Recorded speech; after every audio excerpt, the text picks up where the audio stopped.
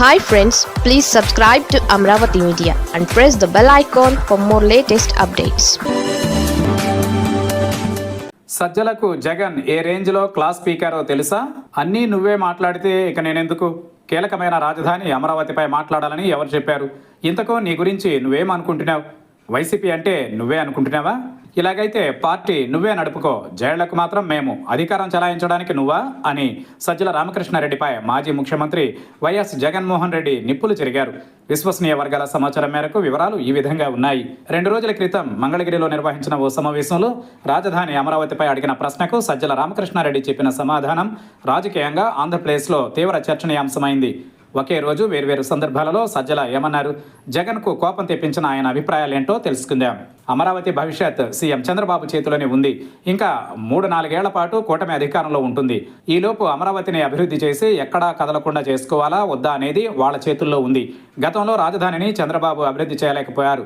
ఇప్పటికైనా రాజధానిని అభివృద్ధి చేయాలి. తర్వాత వచ్చే ప్రభుత్వానికి ఇతరేతర ఆలోచనలు రాకూడదంటే అది కేవలం చంద్రబాబు చేతుల్లో మాత్రమే ఉంది. వైసీపీ అధికారంలోకి వచ్చినా రాజధాని అమరావతి నుంచి ఎక్కడికి పోదు. ఇక్కడి నుంచే మా నాయకుడు వైఎస్ పరిపాలన సాగిస్తారు.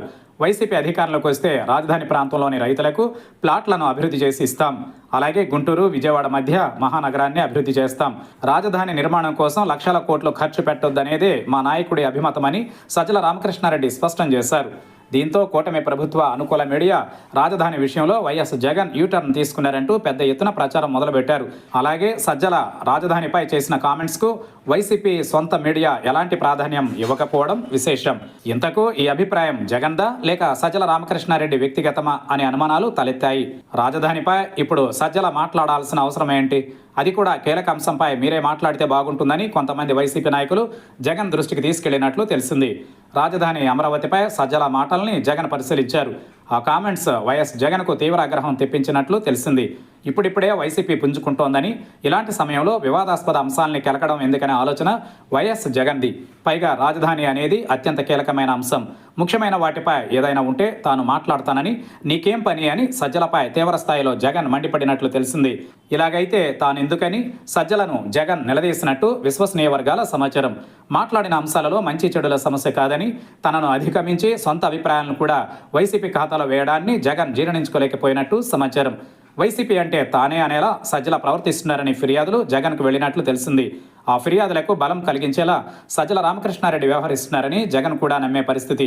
గతంలో వైసీపీ ప్రభుత్వంలో ప్రధాన సలహాదారుగా, ఇప్పుడు పార్టీ ప్రధాన కార్యదర్శిగా, అలాగే కోఆర్డినేటర్గా సజ్జల వ్యవహరిస్తున్నారు. వైఎస్ జగన్ కంటే గతంలో ప్రభుత్వ విధానాలని, ఇప్పుడు పార్టీ అభిప్రాయాలని సజ్జలే చెబుతున్నారు.